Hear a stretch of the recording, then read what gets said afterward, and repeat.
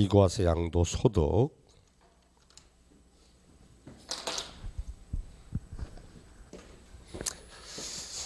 양도소득세 비과세 양도소득 몇 가지가 나오죠? 교재 보니까 세 가지. 파산, 선고, 농지의 교환, 문합, 1세대 1주택. 원래 두 가지가 더 새로 신설됐습니다. 일단 파산, 중요로 따지면 1세대 1주택에 대한 비과세, 그게 딸린 토지까지. 그다음 두 번째 농지의 교환, 문합, 농지의 교환과 분합에 따른 내용의 비과세, 파산, 선고, 처분소득 비과세, 그다음 지적재조사 지적재조사다 보니까 조정금을 받아서 그 조정금을 받은 경우, 받은 조정금을 받은 경우, 그리고 마지막 한 가지 법이 정하는 요건에 해당하는 주택의 뭐라고 해야 되나, 재개발 재건축 조합원의 입주권. 다섯 가지를 비과세 양도소득 이렇게 이야기를 합니다. 문제를 아마 낸다면 언제나 1세대 1주택 비과세 요놈과 그리고 조합원 입주권에 관련된 요놈을 가지고 이야기를 할 겁니다. 두 가지를 가지고. 요놈은 원래 비과세라고 새로 나오긴 했지만 원래 교재 안에 1세대 1주택 할 때 나오는 부분입니다. 나오는 부분을 한 부분을 그냥 달락 떼가지고 별도로 비과세라는 단어를 만들어 그렇지 원래 있던 내용이고, 새롭게 진짜 새로 신설된 것은 지적재조사를 합니다. 지적재조사다 보니까 원래 내 땅으로 알고 오랜 세월 동안 내 땅으로 사용했는데 나중에 지적재조사 보니까 내 땅이 아닌 거야. 떼 넘겨줍니다. 이런 게 그러니까 아니면 떼 넘겨주다 보니까 조정금을 받게 되었다. 그럼 조정금은 과세하지 않고 이런 이야기를 합니다. 다음 달에 요약점 나오면 이제 비과세 관련 다 새로 정리했으니까 그때 내용을 다시 보고 지금은 제목 정도만 보셔도 괜찮습니다. 자, 1세대 1주택 비과세 농지의 교환 불합. 우리 교재는 파산 선고는 원래 제목밖에 없는 거고, 파산 선고에 따른 처분 소득은 비과세 대상이라는 사실 제목만 알면 되는 거고, 농지의 교환 불합 요건 이제 간단한 내용만 봅시다. 간단한 내용. 19회 때 한 번, 20회 때 한 번 딱 두 번을 출제하고, 그다음 28회 때 지문 하나 내고 이렇게 했는데, 농지를 교환 분합하고 있다. 여러 가지 내용 나오지만 경작상의 사유로 인하여 경작상의 이유로 농지를 교환할 때, 경작상 사유로 인한 농지를 교환하는 거 요거만 보시면 됩니다. 예를 들어서 갑과 을이 우리 농지들이 있잖아. 여기에 갑의 농지, 여기도 갑의 농지, 여기도 갑의 농지, 여기도 갑의 농지, 이렇게 갑의 농지가 갑갑하게 쭉 이어지다가 갑의 농지가 끝나면 그다음 을의 농지가 을들하게 쫙 펼쳐져 있고, 이런 식으로 연이어 가지고 있는 집 별로 없거든. 그렇죠? 대부분 띄엄띄엄 많이 가지고 있거든. 갑의 농지, 을의 농지, 병의 농지, 청의 농지, 또 을의 농지, 갑의 농지 이렇게 하다 보니까 경작상에 굉장히 많이 불편한 거야. 이들이 갑의 농지와 을의 농지를 상호 교환합니다. 이렇게 교환할 때 우리 법은 농지를 상호 교환하면 취득세는 면제가 됩니다. 취득세는 면제고 또 양도세는 비과세입니다. 하지만 무조건 이렇게 다 비과세 면제할 리는 없다는 거지. 그럼 예를 들어서 교환하는데 이렇게 하죠. 갑의 농지, 을의 농지 교환합니다. 딱 교환하자마자 이 양반이 교환되니까 돌아서 이걸 팔아버립니다. 팔아버리면 경작상의 사유로 인하여 교환한 게 아니잖아. 그렇죠? 그래서 우리 법원 첫째 전제는 이렇게 경작상의 사유로 농지를 교환하면 교환 후 3년 이상은 구주경작하도록 되어 있습니다. 반드시 교환 후 3년 이상은 구주경작할 것. 3년 이상은 구주경작을 해야 됩니다.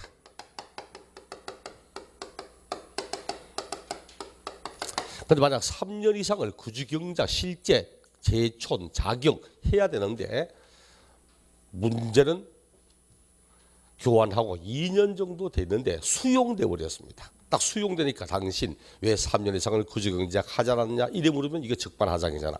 그래서 교환 후 3년 이내에 수용된 것, 요것은 구주경작 한 것에 포함시켜 인정을 해줍니다.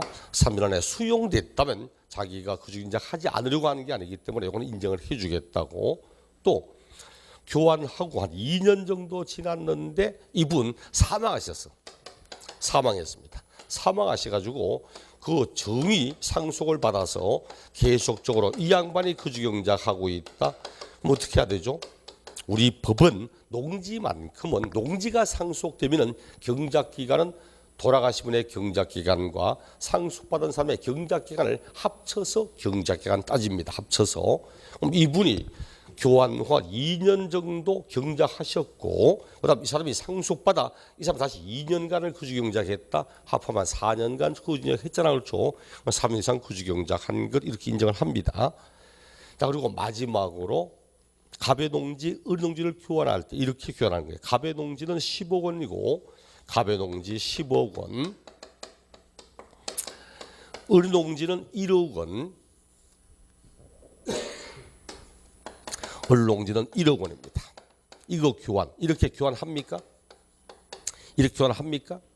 한다는 거지, 그렇죠? 교환한다는 게 100% 10원짜리 안 틀리고 똑같은 금액으로 교환되고 이런 거의 없습니다. 대부분이 금전을 수반한 교환이 돼. 이 양반은 농지를 1억짜리 농지를 주고 그 다음에 현금 9억 주면 돼. 현금 9억. 이렇게 해서 농지 1억, 현금 9억, 10억 맞잖아 이제. 문제는 이 양반은 결국 농지를 교환했다고 말하지만 현금 9억 받았는데 농지 교환이라고 비과세 이런 문제 된다는 이야기지. 그래서 우리 법은 농지를 서로 교환할 때 발생하는 차익이 얼마나 오냐? 차익이 가액이 요 큰 편의 4분의 1 이하가 돼야 됩니다. 차익이 얼마나 오는가? 교환에 의해서 발생하는 차익은 가액이 큰 편 요 놈의 4분의 1 이하일 것. 시험에 내는 건 딱 요거밖에 없습니다. 책 마지막 20회 문제가 이거죠. 마지막 20회 문제가 쭉 쓰면서 괄호 비워놓고 괄호 비워놓고 괄호 비워놓고 다음 괄호 안에 들어갈 것이 올바른 걸 찾아보라고. 정답 3년 4분의 1. 그리고 저장인 28회 시험 때 지문 하나 딱 내서 다음 조세가 난 설명으로 근행이 올바른 걸 찾으라 문제. 농지를 상호 교환하여 경작상 사유로 농지를 교환하는 경우 발생하는 차액은 가액이 큰 편의 3분의 1 이하가 되면 비과세가 된다. 틀린 지문 4분의 1 이하가 돼야 되거든. 이런 식으로 앞으로 낸다고 해야 농지의 교환법은 딱 요거밖에 없습니다. 반드시 사후 요건으로 교환하고 나면 3년 이상은 거주경작할 것, 3년 내에 수용된 것 인정. 그리고 차익은 반드시 가액이 큰 편의 4분의 1 이하가 될 것. 요 정도만 보시면 됩니다. 교재를 보니까 269쪽에 쭉 농지가 뭐냐고 설명을 하고 뒷장 넘겨보니까 비과세 요건에 양가를 본 비과세 요건에 다음의 어느 하나에 해당 농지를 교환분합하는 경우로서 교환분합하는 생방 토지가액의 차액이 가액의 큰 편의 4분의 1 이하인 경우에 하나여 비과세한다. 이렇게 말하고 있고 그리고 쭉 가서 밑에 동그라미 4번에 경작상 필요에 따라 교환할 때 교환에 의하여 새로 취득한 농지를 3년 이상 농지 소재지에 거주하며 경작하는 경우에 하나한다. 거기에 기억 만약 3년 내에 수용됐다면 3년 이상 거주경작한 수로 본다고 말하고 니은 3년 되기 전에 이분이 사망하시면 그리고 상속이 되면 돌아가신 분의 경작기간과 통산 합쳐서 3년 이상 경작했는가를 따진다는 이야기를 하고 있고 딱 그까지만 보시면 됩니다. 그 다음 이제 1세대 1주택 비과세. 1세대 1주택 비과세. 자, 이 비과세 요건을 갖춰야 되겠죠. 어떤 요건을 갖춰야 비과세 될까? 자, 비과세 요건을 갖춰야 되겠지. 첫째, 거주자로서 1세대가 이렇게 이야기합니다. 반드시 거주자 양도에 대해서만 인정합니다. 대한민국의 주소 또는 183일 이상의 거소를 가진 그 사람의 양도에 대해서만 인정하지 외국의 주소를 둔 자가 국내 주택을 판다 인정하지 않습니다. 뭐 1주택을 2년 안에 20년 가지고 있다가 팔아도 비거주자의 주택의 양도는 비과세 인정하지 않습니다. 반드시 거주자로서 1세대가 우리 1세대가 뭐라 했죠? 1세대와 1가구 같은 말입니까? 다른 말입니까? 다른 말이라 했죠. 어떤 차이가 있겠죠? 1세대 1가구. 이렇게 해서 누구든지 독립된 주소만 떨어뜨리면 독립가호가 됩니다. 누구든지 독립된 주소만 있으면 일가호가 돼요. 그럼 부부가 각각 주소를 따로따로 두고 있다? 2가구입니다. 2가구. 하지만 세대수는 1세대입니다. 부부는 아무리 주소를 따로 두더라도 동일 세대로 보고 있습니다. 이런 것처럼 1세대가 되려면 원칙은 배우자가 있을 때만 1세대 인정을 합니다. 우리 법에도 밑에 271쪽에 봐 1세대 이러니까 1세대란 거주자 및 그 배우자까지 거주자 및 그 배우자가 있어야 돼. 원칙은 배우자가 있어야 됩니다. 하지만 뒷장 넘겨보니까 예외적으로 배우자 없어도 1세대로 보는 경우 나이가 30 이상이 되었다든지 아니면 배우자와 이혼했거나 배우자가 사망했다든지 그도 아니면 30 미만이라도 현재 법이 정하는 일정 이상의 소득이 있다든지 이 세 가지만큼은 배우자 없어도 독립세대 인정합니다. 뭐 굉장히 중요한 건 아니지 그렇죠. 과거에 딱 한 번 시험 지문에 배우자가 사망하였거나 배우자가 이혼한 때는 현재 배우자 없어도 독립세대로 본다. 오케이 맞는 지문 이렇게 한 거고 그다음 두 번째 요번에 배우자라고 할 때 이제 괄호 안에 신설된 게 있어. 중요한 건 아닌데 분명히 법률상에는 이혼하였지만 사실상 생활을 함께 영위하고 있는 경우는 배우자로 본다. 이렇게 해서 뭐 그런 사실혼 관계처럼 형식적으로만 이혼해놓고 왜? 집이 2개거든. 집이 2개인데 팔려니까 1세대 2주택자잖아. 또 이혼하면서 이혼해서 재산 분할로 넘어가는 거야. 그럼 양도 아니지. 취득세도 재산 분할 표준 세율에서 2% 뺀 세율만 적용하지. 이렇게 한다고 각각 독립세대잖아. 이 집 판다 1세대 1주택, 이 집 판다 1세대 1주택. 이렇게 각각 비과세를 적용받고 난 뒤에 다시 재결합하고 이런 경우 허다하더라는 거야. 이걸 막으려고 법률상에는 이혼했지만 여전히 같은 집에 살고 있다든지 아니면 이혼하고 주소를 따로따로 했는데 아주머니가 맨날 아저씨 카드 끌고 다닌다든지 이딴 짓 하면은 요거는 배우자로 그대로 봐서 1세대로 봅니다. 등등등. 일단 1세대가 양도하는 날 현재 양도일 현재 국내 1주택을 보유하고 있습니다. 국내 1주택을 보유하고 있다. 우리 1주택이다 아니다는 어느 시점을 기준으로 판단하는 거죠? 어느 시점을 기준으로? 양도하는 시점을 기준으로 합니다. 양도하는 시점 기준입니다. 양도할 때 하나 있으면 되는 겁니다. 그럼 나는 집을 3개 가지고 있다가 2개는 지난주에 팔았습니다. 지난주에 2개 팔고 남아있는 1개를 오늘 팝니다. 그럼 파는 날 현재는 하나밖에 없잖아. 그렇죠? 1주택가 양도 맞습니다.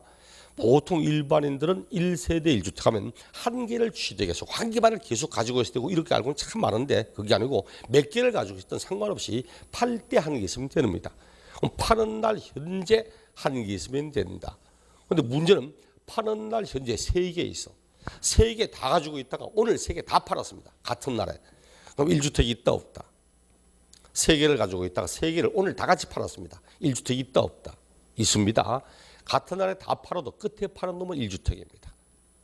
그럼 같은 날에 팔았는데 초시계를 들고 재일 수도 없는 거고 그래서 우리 법은 같은 날에 2개 이상의 주택을 같은 날에 양도할 때는 당의 거주자가 선택하는 순서에 따라 양도하는 걸로 봅니다.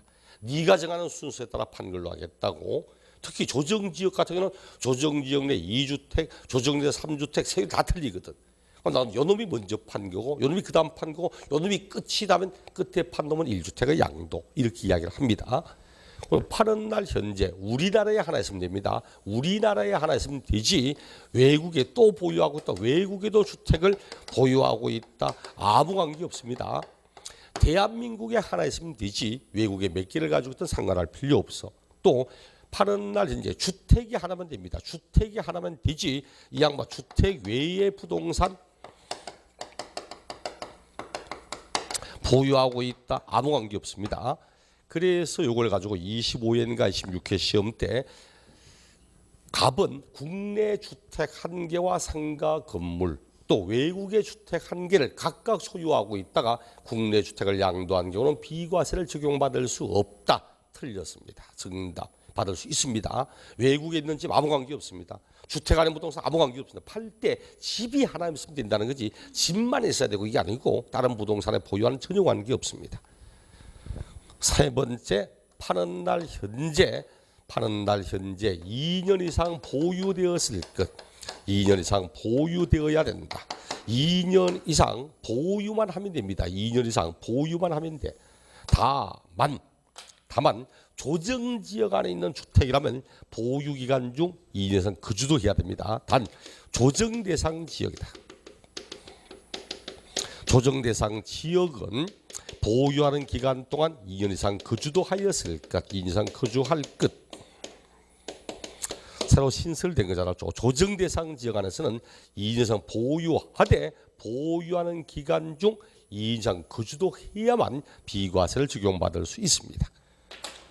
네 번째, 이런 요건을 모두 갖춰도 미등기 아닐 것. 자, 미등기 아닐 것. 미등기로 양도하면 비과세를 적용받을 수 없도록 하는 게 원래 원칙입니다. 미등기 아닐 것 이렇게 사용을 하고 있습니다. 파는 날 현재 2년 이상 보유하고 등등등 미등기 아닐 것 이렇게 하면 마지막으로 그럼 그 주택의 부속 토지 건물만 비과세하는 게 아니죠. 거기에 딸려 있는 토지도 함께 비과세하는데 무조건 다 비과세는 아니잖아. 왜? 수천 평의 땅에다가 작은 오두막집 하나 지어놓고 가지고 있다가 다음에 팔면서 수천 평은 다 오두막집 부속토지 비과세 이럴 수는 없잖아. 그렇죠? 어디까지를 부속토지로 보아 비과세할 건지 주택 건물 정착면적 주택의 정착면적 바닥면적 정착면적 바닥면적 수평 투영 면적 이런 거죠. 그 면적에 곱하기 도시지역 안에 있는 것은 500까지만 도시지역 밖에 있는 건 10배까지 요 범위 안에 토지에서만 비과세를 적용하지 이 범위를 초과하는 부분은 과세합니다. 자, 시험에 문제를 출제할 때는 이제 항상 예외를 냅니다. 첫째는 정확한 의미를 알고 있는가 이거 보는 거고 그다음 두 번째는 원칙은 거주자지만 예외적으로 거주자가 아닌 경우도 인정하는 것이 있습니다. 중요하진 않지만 원칙은 배우자가 있어야 되지만 예외적으로 배우자 없어도 인정하는 것도 있습니다. 그리고 원칙은 국내 1주택을 보유하고 있어야 되지만 예외적으로 1주택의 보유가 아니다. 파는 날 현재 2개를 가지고 있다가 팔아도 이를 비과세로 보는 것도 있고 그리고 원칙은 2년 이상 보유 또는 조정대상 지역은 2년 이상 거주해야 되지만 보유기간 거주기간이 2년 되지 않았음에도 불구하고 인정하는 예외도 있고 원칙은 미등기 아래 되지만 예외적으로 미등기로 양도해도 인정하는 것도 있고 단계 모두 예외가 다 있습니다. 말 그대로 옛날 유명한 말처럼 예외 없는 원칙 없다고 그렇죠. 예외는 다 있긴 합니다. 시험은 요 예외 요 두 가지 가지고 문제를 출제합니다. 4번의 예외는 뒤에가 다른 내용과 묶어서 미등기임에도 불구하고 미등기로 보지 않는 경우 그때 같이 보면 되는 거고 지금은 요 두 가지 예외 이걸 보는 겁니다. 우리 교재 보니까 272쪽에 1주택이라고 해서 주택의 정의, 1주택의 판단, 세대 기준이라고 말하고 개인별로 1주택이 아니고 한 사람마다 각각 1인 1주택 비과세가 아니고 1세대 기준이라고 말하고 있고 파는 날 현재를 판단하는 것이 그전에 몇 개 있든 관계할 필요가 없다고 말하고 있고 국내에 있는 주택이면 되지 외국에 있는 집은 관계없다고 말하고 그리고 파는 날 현재 실질 현황에 따라서 파는 날 현재 사실상 주거용으로 사용하고 있으면 됩니다. 그럼 뒤에 공동소유주택 1주택을 여러 사람이 공동으로 소유하고 있다. 그럼 그때는 공유자 각각이 그 집을 소유한 걸로 봅니다.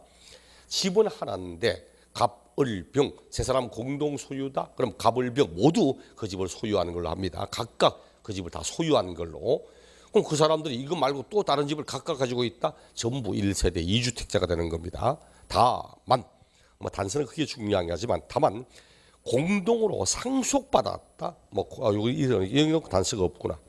그러므로 공동주택을 다른 주택을 소유한 자가 그 주택을 양도할 때는 1주택이 아니라고 각각으로 합니다. 단 이 책에는 없지만 다만 공동으로 상속받은 거 있죠.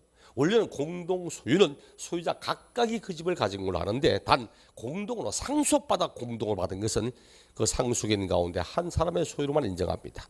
이런 것 있지만 그건 큰 의미 없고 다가구 주택 이건 뒤에 가서 비과세 끝날 때 할 겁니다. 조합원 입주권 요 놈이 원래 비과세라고 새로 신설된 거야. 원래 여기 있던 놈인데 요 놈을 별도 단어로 떼가지고 조합원 입주권 비과세 이렇게 합니다. 요거 1세대 1주택 끝나고 내용 볼게요. 1세대 1주택 끝나고 난 뒤에 그 뒷장 부수 토지 범위까지도 받고 나머지 4번은 큰 의미 없고 5번도 1세대 주택 비과세 끝나고 봐야 될 거고 양가로 6번 2개 이상의 주택을 같은 날에 팔았다. 그럼 어떻게 한다 했죠? 당해 거주자가 선택하는 순서에 따라 양도하는 걸로 본다. 이런 얘기겠죠. 2개 이상의 집을 같은 날에 팔면 본인이 선택한 순서에 따라 파는 걸로 봅니다. 자, 그리고 이제 요거 봅시다. 이제 원칙은 파는 날 현재 1주택의 양도일 것, 파는 날 현재 한 개만을 소유하고 있을 것. 하지만 예외적으로 한 개가 아닙니다. 파는 날 현재 2개를 가지고 있다가 한 개를 팝니다. 2개 가지고 있다가 한 개를 팔아. 그럼 1세대 2주택자는 불구하고 이를 1주택의 양도로 보는 것이 나오게 됩니다.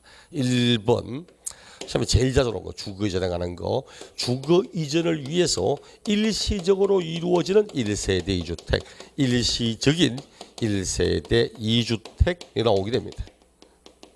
주거를 이전하려고 현재 기존에 1주택 소유하고 있습니다. 자, 기존 1주택을 한 개 소유하고 있는 1세대. 이 집 팔고 다른 집 사면 문제 있다 없다? 없잖아. 그렇죠? 파는 집 하나밖에 없잖아. 문제는 이 집을 처분하기 전에 다른 집을 취득을 했습니다. 주택을 취득하는 거야. 그럼 다음에 어느 집을 팔든 파는 날 현재 국내 주택 2개 가지고 있잖아. 하지만 이는 일시적으로 주거를 이전하기 위해서 어쩔 수 없이 왜? 이 집을 팔고 원래는 이 집 사야 됩니다. 하지만 이 집이 안 팔리면 어떻게? 집을 사는 건 내 돈만 주면 살 수 있어. 근데 집을 파는 건 내 마음대로 파는 게 아니잖아. 지금처럼 주택가격이 하락하는 시점에서는 팔려고 내놔도 안 팔리는 경우 굉장히 많거든. 근데 반드시 팔고 가라 이러면 이사는 가야 되는데 반드시 팔고 가라면 안 팔리고 어떡합니까? 뭐 덤핑 칠 수도 없는 거고. 그래서 좋아. 그럼 당신이 일단 원하는 지역에 집을 취득을 하라. 이 집을 취득하면 종전에 있던 요 집을 이 집을 취득한 날부터 3년 안에만 종전집을 양도한다면 이를 1주택의 양도로 인정을 해준답니다. 종전집을 몇 년 안에 판다? 그렇죠. 종전집은 3년 이내에 종전주택을 양도한다면 이를 1주택의 양도로 본다. 자, 1주택의 양도로 봅니다. 한 개만을 보유하고 있는 걸로 포기했다는 것이 단 3년 안에 양도하되 원래 신설된 것이 다만 양쪽 모두 종전주택, 신규주택 모두 만약 조정지역 하나 있다. 양도하는 주택, 양도주택과 또는 신규주택 모두 만약 조정대상 지역 하나 있다. 조정지역 내에 만약 소재하고 있다. 이럴 때는 요 집은 2년 안에 양도해야 됩니다. 2년 내에 양도할 것. 파는 집과 새로 사는 집이 모두 조정지역 안에 있다면 그때는 2년 안에 팔아야 됩니다. 2년 안에 처분할 것. 그리고 요 집은 또 전제는 요 집은 반드시 종전주택 취득 후 적어도 1년 이상 지난 후에 취득 후 1년 이상 지난 후 취득한 것일 것. 1년 이상 지난 후에 취득한 것일 것.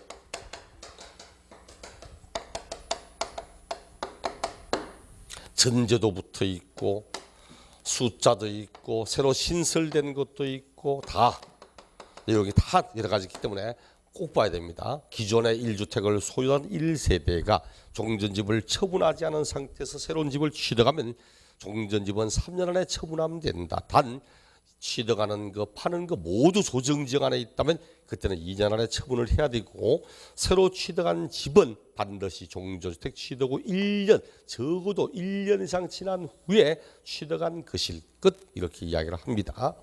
무엇 때문에? 제가 이런 이야기했죠. 만약 이게 없다. 요 위에 있는 요 단서가 없으면 오늘 하나 사봅시다. 오늘 주택을 취득했다. 없는 사람인데 주택을 딱 취득하면 이제 1주택이죠. 1주택. 그리고 그 다음 날 사봐. 내일 하나 더 사봐. 내일 또 집을 취득했다. 그럼 말 그대로 새로운 집을 기존의 1주택을 소유하고 있던 자가 이 집을 처분하게 새로운 집을 샀잖아. 몇 년 안에 팔면 돼요? 3년 안에 팔면 되잖아. 3년 안에. 그러면 2년 6개월 지나 팔아봐. 2년 6개월 지나서 팔았다. 팔면 새로운 집을 샀나부터 3년 안에 팔았잖아. 팔으니까 이거 1주택의 양도 그 2년 이상 보유됐잖아. 비과세. 그리고 이제 이 집 팔고 나니까 한 개 남았잖아. 파는 날 이제 하나밖에 없잖아. 또 2년 6개월 뒤에 파 2년 6개월 보유됐잖아. 2년 이상 보유됐잖아. 그 다음 날 파면 이것도 비과세.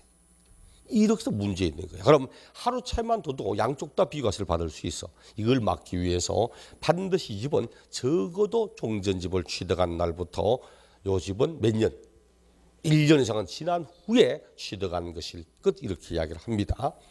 지금은 이렇게 하고 내년부터 후내년부터는 이렇게 딱 1주택이 됐잖아. 1주택 되면 다시 1주택이 된 요 날부터 또 2년 이상 보유해야만 비과세를 적용합니다. 내년부터 후내년부터는 지금은 요거 딱 팔고 그다음 파는 날 현재 2년 이상 보유만 되면 돼. 하지만 2021년부터는 요 집도 1주택이 된 그 상태에서 다시 2년 이상 보유가 되어야만 비과세를 인정하는 이런 방식으로 갑니다. 지금. 어쨌든 오늘 후년에 개정될 거고 지금 요거만 딱 기억하실 것. 우리 주거예정 교재 보니까 국내 1주택을 소유한 1세대가 종전주택을 양도하기 전에 신규주택을 취득하고 뭐 신축 건설에서 취득하는 것도 포함하고 취득함으로써 일시적으로 2주택이 된 경우 그때 종전주택을 취득한 날부터 1년 이상이 지난 후에 신규주택을 취득하고 그 다른 주택을 취득한 날부터 3년 이내 팔면 되지만 단 종전주택이 조정대상 지역에 있는 상태에서 또 조정대상 지역에 있는 신규주택을 취득했다. 그 말은 파는 집과 신규주택 모두 조정대상 지역 안에 있다는 이야기입니다. 그럴 때는 몇 년? 그럴 때는 2년 안에 2년 내에 처분해야 되고 이렇게 종주택을 양도하면 이를 1주택의 양도로 본다. 이렇게 이야기를 하는 겁니다. 밑에 특례 단 다음 어느 하나에 해당하는 경우는 종주택을 취득한 1년 이상 지난 후 다른 주택을 취득하는 요건을 적용하지 아니한다. 뭐 이런 얘기 주겠지만 큰 의미 없습니다. 이건 신경 안 써도 됩니다. 원래는 종주택 취득 후 1년 안에 1년 지난 후 취득하는 것이 되고 이런 거 있지만 뭐 수용됐다든지 종전집이 뭐 이런 식의 내용은 이제 의미 없다는 뜻입니다. 하지만 일단 시험은 요것만 보시면 돼요. 칠판에 있는 거. 그다음 두 번째 우리 교재 보니까 교재 두 번째 나오는 것이 직계존속의 동거복양 그다음 혼인에 의한 것 딱 나오죠. 요거 원래 저작년까지는 똑같은 건데 지금 내용이 다르니까 직계존속의 동거복양 직계존속의 동거복양을 위해서 즉 어른 모시고 살려고 세대 합쳤습니다. 합가였다. 어른도 집을 하나 가지고 있고 나도 집 하나 가지고 있고 이렇게 있다가 각각 1주택씩을 소유하고 있다가 어른 모시고 살려고 세대 합치니까 졸지에 1세대가 2주택이 되었잖아. 그렇죠. 이럴 때는 어른 모시고 살려고 합쳤는데도 당시 2주택이거나 불이익을 받아야지 이건 아니거든. 종합부동산세 할 때 했던 겁니다. 2번 3번은 종부세 할 때 했던 거야. 언제? 이거는 세대 합한 날부터 10년 안에 세대 합친 날 그날부터 10년 안에 어느 것이든 10년 내에 먼저 양도한 주택은 그냥 1주택의 양도로 봅니다. 10년 내에 먼저 양도한 주택. 요 주택은 1주택의 양도로 본다. 이거는 1주택의 양도로 봅니다. 어른 집을 팔든 내 집을 팔든 세대 합하는부터 10년 안에 그냥 어느 것이든 먼저 파는 건 1주택입니다. 그럼 세 번째 혼인에 의해서 1세대 2주택이 되었다. 혼인에 의한 1세대 2주택. 요건 또 세대 합한 날 혼인한 날부터 5년 안에만 어느 것이든 5년 뒤에 그냥 먼저 양도하는 건 1주택으로 봅니다. 5년 안에 먼저 양도하는 것. 요걸 가지고 저작년까지는 둘 다 5년이었거든. 작년 29회 시험 때 요거 괄호 딱 비어서 다음 괄호하는 데 갈 말이 올바른 것. 정답의 기억 10년, 니은 5년. 이게 작년 정답이었습니다. 항상 몇 년 안에 처분하는가, 무엇을 파는가 이런 거 보시면 됩니다. 종전집은 3년 안에 판다. 단 조정대상 지역 안에 있다 모두 2년 안에 판다. 직계존속의 동거복양 10년, 혼인에 관해서는 5년 이렇게 하죠. 근데 직계 존속이 연세가 얼마랍니까? 적어도 일정 연세는 돼야지 그렇죠. 그러니까 60세 이상 이렇게 하는데 이것도 새로 신설된 게 있어. 중요한 건 아닌데 뭐냐 하니까 난치병 있잖아. 암이라든지 희귀성 질병이라든지 이런 것으로 인한 경우는 60세가 되지 않아도 세대 합칠 수 있다고. 집에 어른이 55세인데 굉장히 희귀성 질병에 의해서 오랜 시간 동안 요양을 해야 되고 투병을 해야 되는 이런 경우라면 어른과 세대 합치는데 안 돼. 60세가 안 됐기 때문에 이건 아니라는 거지. 그런 경우는 60세 되지 않아도 1세대 합쳐도 인정한다 이런 것도 있긴 합니다. 그다음 네 번째 상속 지금 안 봐도 괜찮습니다. 상속받았다. 상속받아 2주택이 되었다. 그럼 그때는 상속주택이 아닌 일반 주택을 먼저 팔면 그냥 1주택의 양도로 봅니다. 이건 시험 나올 일이 거의 없어. 뒷장 278쪽 양가로 5번 농어촌 주택의 특례 볼게요. 중요한 것부터 먼저 보고 나머지 잡다한 건 뒤에 묶어서 같이 보든지 하겠습니다. 네 번째 농어촌 주택 특례. 농어촌주택 특례로 인한 1세대 2주택. 농어촌주택에도 세 가지가 있습니다. 농어촌주택 나는 촌집 하나하고 촌집이 아닌 일반 주택을 각각 한 개씩 가지고 있다. 일반 주택을 팔면 1주택의 양도 이렇게 보지만 요 촌집을 어떻게 해서 가지게 되었는가 세 가지가 나오게 됩니다. 세 가지가 첫째 상속받은 촌집, 상속받은 농어촌주택. 두 번째 농어촌에 살고 있다가 농어촌을 떠나면서 남겨둔 주택. 세 번째 농어촌도 영농을 하려고 귀농하면서 취득한 주택. 요 세 가지가 있습니다. 문제를 낸다면 3번 요놈이 제일 확률이 높은 거고 3번 확률로 거의 이놈 될 거고 상속주택은 이런 겁니다. 촌에 어른이 오래 사셔서 돌아가신 분이 피상속인이 5년 이상 거주한 사실이 있는 이런 촌집 하나 상속받았습니다. 그리고 이것도 이농주택도 농어촌을 떠나면서 남겨둔 집이죠. 이것도 이농인이 적어도 5년 이상 거주한 사실이 있는 이런 집입니다. 이때 여기 있죠. 5년 이상이라는 말의 의미가 뭐라 했죠? 5년 이상 거주했다는 말의 의미. 이런 뜻이라고. 오랜 기간 동안 사셨다는 뜻입니다.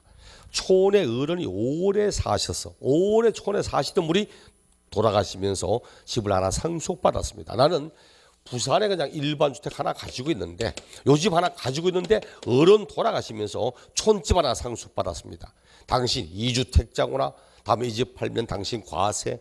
이 좀 문제 있잖아요. 요것도 촌에 오래 살던 분이 농어촌을 떠납니다. 그럼 이 집을 놔두고 새로운 집을 사봐요. 자, 이거부터 먼저 봅시다. 기존의 일반 주택, 기존의 1주택을 소유했던 1세대가 종전집을 팔기 전에 새로운 집을 취득했다. 원래 원칙대로 하면 어떻게 해야 되죠? 그렇죠. 새로운 집을 취득한 날부터 종전집 3년 안에 팔아야 되잖아요. 그렇죠. 근데 이 사람 안 팝니다. 왜? 돌아오려고. 지금은 자녀 교육 문제나 이런 것 때문에 내가 촌을 떠나지만 애들 다 키우고 나면 다시 촌으로 돌아와야지 이런 마음 가지고 놔두는데 안 돼. 팔아야 돼. 이런 말하면 돌아올 여지를 막아버리겠다는 이야기밖에 되지 않습니다. 우리 법은 이 경우 흔히 유턴 현상. 돌아올 수 있는 여지를 마련해 주기 위해서 당신 촌에 오래 살다가 농어촌을 떠난다고 왜 떠난지는 몰라도 일단 없는 걸로 해둘게. 이 집 없는 걸로 봅니다. 없는 걸로 치고 살다가 언제든지 돌아오고 싶으면 돌아오라고 이 집은 없는 걸로 해둡니다. 촌집 오래 사셨다. 자제분도 농어촌이라는 정서를 가지고 있어. 촌에 간다는 사람은 좀 낯선 것에 대한 굉장히 두려움이 있습니다. 단 한 번도 농사를 지어본 적이 없고 농어촌에 대한 경험을 전혀 해본 적이 없으면 촌에 가서 농사 짓는다는 생각 잘 못합니다. 사실. 근데 농어촌에 경험이 어릴 때 자라본 경험이 있다든지 외갓집이 촌이어서 여러 번 가봤다든지 이럴 때는 자기가 경험해봤던 부분에 대해서는 쉽게 접근할 수가 있습니다. 그걸 해주기 위해서 귀농학교 같은 거 만들잖아. 전혀 모르는 사람 못 가요. 사실 사람은 경험하지 않은 것에 대해서는 굉장히 두려움을 많이 가지게 돼 있거든. 그럼 당신 그래? 다음에 살다가 당신 태어나고 자라는 곳이면 고향으로 돌을 유지를 해줄게. 둘 다 없는 걸로 봅니다. 제가 이게 뭐하고 관계되냐니까 다 농지법과 연결되어 있어. 농지법에도 원래 농지는 경작하는 자가 소유하는 게 원래 원칙이지만 현재 경작하지 않아도 농지를 소유할 수 있는 게 상속받은 농지라면 현재 경작하는 소유하는 할 수 있습니다. 8년 이상 자격했던 농지라면 현재 경작하는 소유할 수 있습니다. 그래서 상속받은 농지, 상속받은 주택 없는 걸로 해둘 테니까 언제든지 와서 농사짓고 살 수 있도록 해줄게. 오래 살았던 집, 오래 농사짓던 농지 현재 경작하지 않아도 놔둘 수 있도록 해줄 테니까 언제 돌아오라는 얘기야. 둘 다 없는 걸로 합니다. 그래서 이 집은 팔면 그냥 둘 다 1주택의 양도, 1주택의 양도. 양도로 인정합니다. 그리고 반복 가능합니다. 이 집 팔고 또 새로운 집 사고 계속 반복해도 상관없습니다. 이 집은 그냥 둘 다 없는 것으로 본다. 이러면 됩니다. 시험에 낼 수 있는 건 오직 이거밖에 없어. 돌아가신 분이 5년 이상, 이농인이 5년 이상 거주했다는 사실, 요거 외에는 낼 게 없어. 문제는 귀농주택이지. 자, 영농 등을 하려고 귀농을 한답니다. 자, 기존에 요거 봅니다. 기존의 일반 주택을 한 개 소유하던 1세대가 이 집을 처분하지 않은 상태에서 귀농주택을 취득하겠습니다. 그럼 귀농주택 들어가면 원래 귀농을 취득한 날부터 종전집 몇 년 안에 팔아야 돼요? 원래는 3년 안에 팔아야지. 하지만 이 경우는 귀농주택을 취득한 날부터 종전집 5년 안에 팔면 됩니다. 5년 안에 양도하면 된다고. 여러 가지 의미가 있습니다. 일단 내가 지금 퇴직 직전이기 때문에 퇴직 직전이라서 퇴직을 2, 3년 남겨두고 있다. 그럼 지금 현재 집은 있지만 일단 촌집 사가지고 주말마다 가서 한 번씩 뭐 둘러보기도 하고 서서 이제 농어촌 갈 준비하는 거야. 이렇게 했다가 들어가 있다 시간이 일반적인 내용보다 걸릴 수도 있다는 의미가 있고 또 만약 들어갔는데 막상 가면 농어촌에 정착 못하고 정착을 못하고 거기에 기능지 못하고 나오시면 꽤 많습니다. 살다 보니까 와 친구가 그립거든. 술 처먹어도 혼자 처먹어야 되고 촌에 가서 나서서 촌이라는 게 기본적으로 폐쇄성입니다. 폐쇄이기 때문에 어떤 사람 우리 마을에 딱 이사 오잖아. 아이고 우리 마을에 오셨네. 아이고 반갑습니다. 앞으로 같은 동네 살면 잘 지내봅시다. 이래 안 합니다. 저도 촌 사람이지만 왜 왔을까? 뭐하다 왔을까? 우리 동네 개발되는가? 뭐 등등등 하다가 저 사람 농사 짓는다고 밭에 논다가 막 모시면 아이고 모시는 꼬라지 마라 저거. 내일 아침 되면 저거 반은 뜯어내겠다. 반 뜯어냅니다. 제대로 모시면 뜹니다. 또. 그다음 밭에 가서 막 뿌리면 아이고 저래 일하면 허리 다 부러지는데 그럼 허리 부러지기 미약 좀 하지. 아이고 이거 새로 이사 오셨는데 그래 하면요 허리 다칩니다. 그게 아니고 이렇게 사시가 되고 요도 파면 안 되고 좀 더 깊이 파셔야 되고 이걸 그냥 뿌려도 됩니다. 이래 가르쳐도 될 건데 아이고 저거 봐라 저거 말을 안 해요. 가만히 지켜봅니다. 왜? 언제 떠날지 몰라. 정을 줬다가 했죠. 휙 떠나버리면 지금 떠나는 사람 떠나서 남는 사람은 되게 마음이 황폐해집니다. 실제로. 그래서 자꾸 폐쇄성이 되는 거야. 한 울타리가 되면 그때부터 정을 주면서 진짜 같은 마을 사람 되는데 그게 안 되면 언제 떠날지 모르고 저 사람이 우리한테 잘해줄지 정을 줄지 모르는 판에 우리가 먼저 접근을 안 합니다. 그러다 보니까 이걸 오래 정착 실패하고 돌아올 확률이 있기 때문에 기간 좀 줍니다. 5년 안에 팔면 됩니다. 5년 안에. 이 집은 5년 안에 판다. 그리고 만약 귀농해봐. 딱 귀농했는데 막상 귀농 보니까 생각보다 너무 힘들거든. 겉에서 볼 때는 그냥 뭐 농사 짓는 거 되게 쉬워 보이는 거고 더더욱이 겉에서 볼 때는 나 같은 사람 있잖아. 완전 천국이 파라다이스인 거야 이게. 와 씨, 너무너무 부러운 거야. 시도 때도 술 먹더라고 이게. 시도 때도 술을 먹는 거야. 들어가기 전에 한잔하다가 일하다 나와서 한잔하고 집에도 한잔하고 와 이게 천국이지. 막상 가보니까 알겠더라고. 진통제라는 걸. 안 그래 허리 부러지거든. 그래서 너무 힘들구나. 그래서 갔다가 튀어나오는 순간 비과세가 추징합니다. 귀농하면 적어도 3년 이상은 구직인작을 해야 됩니다. 우리 법은 농어촌에 가는 내용이 나오잖아. 앞에 농지의 교환 분합도 영농을 하려고 농지라면 적어도 3년 이상은 구직인작 해야 돼. 사후 요건으로서 귀농 후 3년 이상은 구직인작 할 것. 귀농 후에 3년 이상은 구직인작 해야 됩니다. 요거 말고도 요건 참 많아요. 귀농주택, 고가주택 아닐 것, 농지는 1000제곱미터 이상 보유할 것, 대지면적 660제곱미터 이내일 것 다 있지만 그보다도 딱 두 가지. 귀농주택을 취득하면 이날부터 일반적으로 5년 안에 팔아야 된다는 것과 사후 요건으로 귀농하면 적어도 3년 이상은 구직인작 하여야 한다는 사실, 요 두 가지만큼은 꼭 기억하시도록 하고 그 다음에 나오는 것이 문화재 주택 큰 의미 없는 거고 7번 부득이한 사유로 인한 수도권 밖에 즉 지방주택 취득으로 인한 1세대 2주택 나옵니다. 지방주택 취득에 따른 1세대 2주택 몇 번입니까? 6번입니까? 7번입니까? 7번 지방주택 취득으로 인한 1세대 2주택 그것도 투기적 목적으로 취득하는 게 아니고 기존에 역시 일반 주택을 한 개 소유하고 있다. 일반 주택 한 개 소유하는데 이번에 지방에 있는 수도권 외의 지역의 주택, 지방주택을 취득했습니다. 지방주택을 취득했다. 이렇게 해서 1세대 주택이었습니다. 그 지방주택을 취득한 사유가 불가피하게 뭐 때문에? 취약 때문에, 질병 때문에, 근무상의 형편 때문에 이런 겁니다. 취약, 질병, 근무상 형편 이런 등으로 하는 거지 투기적 목적 인정하지 않습니다. 이거는 과거에 지방주택의 미분양 사태가 이제 터져가지고 뭐 전국적으로 뭐 10만 몇 채가 20만 몇 채가 뭐 미분양도 이럴 때 그것 때문에 만들었던 거야. 그럼 기존에 1주택 한 개 가지고 있는데 이번에 애가 취약했다. 뭐 지방에 있는 대학을 가게 되었다.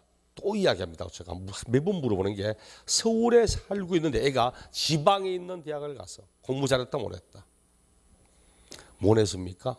그렇구나. 대전에 있는 카이스트 갔답니다. 공부 못해서 포항공대 갔답니다. 공부 못했습니까? 사람이 희한하죠. 왜 지방에 있는 대학 갔다고 말하면서 공부 못한 걸로 생각하지 몰라 그렇죠. 부산대 의대 갔답니다. 공부 잘했잖아. 울산대 의대 갔답니다. 공부 잘했잖아 그렇죠. 근데 꼭 지방에 있는 대학 갔다니까 아이고 공부 안 했구나. 서울에 있는 대학 갔다. 뭐 삼육대학교, 협성대학교, 아니면 듣보잡, 듣도 보도 못했던 잡대학을 가고 아니잖아. 수도권의 지역 갔다고 잘하는 거 아니잖아 그렇죠. 내가 볼 때는 꼭 성적이 어중간하면 지방에 있는 대학은 낫습니다. 예를 들어서 스카이도 그렇고 요거는 원래 스카이 다음에 학교가 뭘 치죠? 한양대 아닙니다. 서강대가 4등입니다. 서강대. 그 다음에 성균관대. 그 다음 한양대. 그 다음 외대. 그 다음에 그냥 같아. 그 다음 똑같습니다. 그 다음에 중앙대 치기도 하고 서울 시립대 치기도 하고 등등등 여러 가지 있습니다. 뭐 서성한 뭐 등등이 따지기 시작합니다. 어쨌든 이런 정도, 다른 외대도 그렇고 한양대 정도까지만 아니면 뭐 외대하고 뭐 뒤에 건국대, 흔히 말하는 삼국대학교, 건대, 단대, 동국대, 삼국대학교 간이 차라리 부산대가 낫다고 생각해. 네, 나중에 금융기관에 은행 같은 데 있죠. 은행 같은 데 취업을 해봐요. 원서를 해봐. 국민은행 부산 지점입니다. 부산 쪽에 얘를 취직시키려 한다. 서울에도 안 뽑습니다. 서울에도 뽑아가지고 밑에 발령내잖아. 100이면 100은 아니고 100은 절반은 안 갑니다. 우리 주체 명이 효성에 옛날 동해나드론이지 효성에 뭐 회장 비서실에 있었는데 한 번 술 마시고 이야기하다가 환장한답니다. 왜 서울에는 뽑아가지고 울산 쪽으로 발령내니까 10명 가운데 6명은 다니다가 그만둬버리더랍니다. 너무 불편하다고. 집은 서울인데 울산 간다고. 다른 쪽으로 지방 내니까 안 간답니다. 보통 금융기관은 대부분 여러분 은행 가봐요. 대부분 뒤에 앞 사람들 다 경상도 말 쓰지. 뒤에 애들도. 물론 지점장급 좀 이제 위에 있다가 한 번씩 지방 내려왔다가 다시 올라가는 경우는 있어도 웬만하면 현지 사람 뽑습니다. 그러니까 사실은 공부 좀 되게 똑똑하고 아니면 웬만하면 지방에서 대학에서 거기서 되게 열심히 해가지고 상위권 안에 들어가봐. 웬만하면 지방에 있는 금융기관 다 들어갑니다. 근데 꼭 보면 나중에 건국대가 나중에 졸업하니까 아무도 취직 못해요. 아무도 취직 못합니다 실제. 아무튼 부산대 갔다 부산에서 되게 열심히 공부하잖아. 그럼 5급 공무원 행정고시도 지방에 있는 대학에 우선 채용하는 것도 그런 제도 또 있습니다. 그러다 보니까 사실 지방에 있는 게 좀 나아. 가지고 저 위에 쓸데없이 가는데 어쨌든 이런 이로해서 취득했습니다. 이런 사유로 인하여 취득하였다. 이렇게 해서 1세대 시스템. 다음에 지방주택을 취득한 사유가 소멸됩니다. 취득 사유가 소멸되었다. 이렇게 소멸되면 요 사유가 소멸된 요 날부터 3년 안에 일반주택을 양도한다면 3년 내에 일반주택을 양도하면 이를 1주택의 양도 이렇게 봅니다. 자, 여기까지 몇 년 안에 파는가 봐요. 몇 년 안에 파는가? 주거이전을 위한 것 3년 안에 판다. 단 양쪽 모두 조정지겠다면 2년 안에 판다. 그리고 직계조속 동거복량 10년 안에 판다. 혼인 5년 안에 판다. 그리고 농어촌주택, 귀농주택 5년 안에 판다. 그리고 지방주택 특례 몇 년 안에 판다? 3년 안에 판다. 반드시 몇 년 안에 파는가 꼭 봐야 됩니다. 몇 년 안에 처분하는가 꼭 보셔야 되고 나머지 내용은 큰 의미는 없습니다. 자, 이렇게 해서 이제 1주택의 양도 1것 요놈의 예외 문화재 주택 나는 일반 주택 한 개와 문화주택을 각각 가지고 있다. 문화주택 없는 걸로 봅니다. 없는 걸로 그냥 일반 주택 팔면 그냥 비과세됩니다. 자, 이렇게 해서 보았고 잠시 후에 요놈 2년 이상 보유 조정 대상 지역안에 2년 거주해야 된다. 다만 예외적으로 2년의 보유가 되지 않았음에도 2년의 거주가 되지 않았음에도 불구하고 보유 기간 거주 기간 이를 상관없이 비과세를 인정하는 그런 것이 나오게 됩니다. 잠시 후에 우리 280쪽에 보유기간 제일 밑에 보유기간 거주기간에 제한을 받지 않는 경우 이런부터 내용을 보도록 하겠습니다.